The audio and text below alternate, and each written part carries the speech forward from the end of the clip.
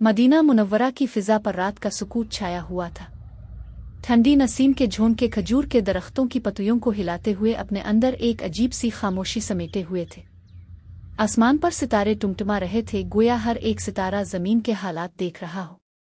ये वो मुबारक शहर था जहाँ रसूल अल्लाह ने इस्लाम की रियासत कायम की थी और जहाँ अब हज़रत उमर बिन ख़िताब, जिन्हें अमीरुल मोमिनीन कहा जाता था, अपने फ़र्ज़ खिलाफत को इस अंदाज से निभा रहे थे कि तारीख़ में मिसाल नहीं मिलती। इस दौर में मुस्लिम मुआशरा तेज़ी से फैल रहा था, फुतूहात हो रही थीं, बैतुल-माल में माल आ रहा था, नए इलाके इस्लाम के ज़ेरे साया दाखिल हो रहे थे।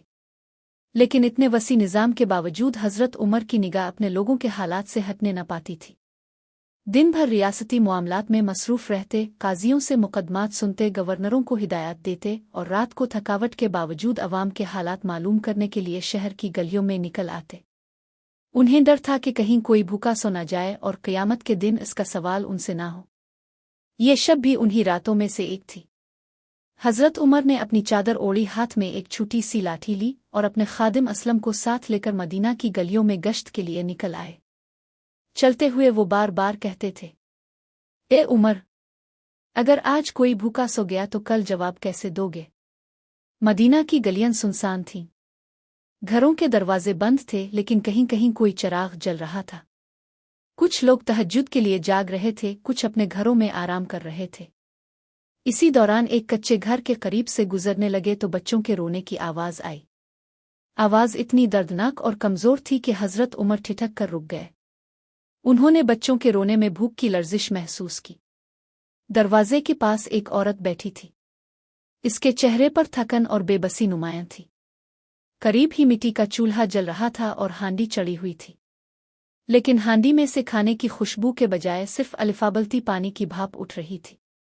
हज़रत उमर आगे बढ़े और नरमी से पूछा, ए अल्लाह की बंदी, तुम्हारे बच्चों को क्या हुआ है?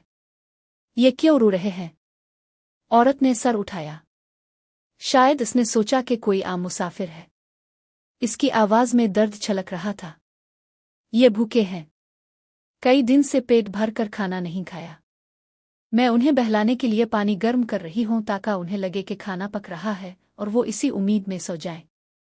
ये सुनते ही हज़रत उमर के दिल पर चोट लगी। उन्होंने संभलते हुए पूछा, क्या तुमने अमीरुल मोमिनीन उमर को अपने हाल की खबर नहीं की? औरत के चेहरे पर एक तल्ख मुस्कुराहट उभरी। इसकी बात सीधी दिल में उतर गई। अमीरुल मोमिनीन, अल्लाह खुद उमर से पूछेगा कि इसकी रहियत भूखी क्यों थी। मुझे उनसे क्या उम्मीद हो सकती है जब मेरे बच्चे भूख से बिलख रहे हैं? ये जुमला जैसे आग बनकर हज़रत उमर के दिल में गिरा। वो चंद लम्हे खामोश रहे, फिर बोले, बीबी, शायद उमर को तुम्हारे हालात का इल्म नहीं। औरत ने कहा, अगर वो खलीफा है तो इसे खुद अपनी रहियत के हालात मालूम होने चाहिए। हज़रत उमर ने सर झुका लिया। वो औरत उन्हें नहीं पहचानती थी, लेकिन इसकी एक एक बात गोया क़यामत के दिन का सवाल बनकर उनके कानों में गूंज रही थी। उन्होंने औरत से इजाज़त ली और तेज़ी से वापस पलटना शुरू हो गए। असलम हैरान थे कि अमीरुल मोमिनीन के चेहरे पर कैसा इज़्तिराब है। चलते हुए हज़रत उमर बार बार कहते, ए उमर, ये तेरे बारे में अल्लाह का फ़ैसला कब आएगा? ये तेरे लोग हैं, उनकी भूख का हिसाब तो ही देगा। वो तेज़ी से बैतुल-माल पहुँचे। वहाँ से आटे, घी, खजूरें, गोश्त, कपड़ा और कुछ ज़रूरी सामान की बोरी निकाली। बोरी भारी थी, उठाना आसान न था, लेकिन हज़रत उमर ने इसे खुद अपने कंधे पर उठा लिया। असलम आगे बढ़े, अमीरुल मोमिनीन, ये बोरी मैं उठा लेता हूँ, आप थक जाएंगे। हज़रत उमर ने गहरी सांस लेकर फरमाया, असलम, क़यामत के दिन मेरा बोझ तुम उठाओगे, आज का बोझ भी मैं ही उठाऊंगा। चांदनी रात थी, लेकिन उनके कंधे से बोरी के भारी वज़न के बावजूद उनके कदमों में अजीब सा अज़्म था। वो तेज़ी से इसी औरत के घर की तरफ गए। दरवाज़ा खटखटाया। औरत बाहर आई तो सामने वही अजनबी शख्स नजर आया, लेकिन अब वो सामान से लदा हुआ था। हज़रत उमर ने पूछा, ये सामान रख लो अंदर। औरत हैरान रह गई। इसने फौरन हाँ में सर हिलाया। हज़रत उमर ने सामान अंदर रखकर फौरन चूल्हा जलाया। वो ज़मीन पर बैठकर खुद हाथों से खाना पकाने लगे।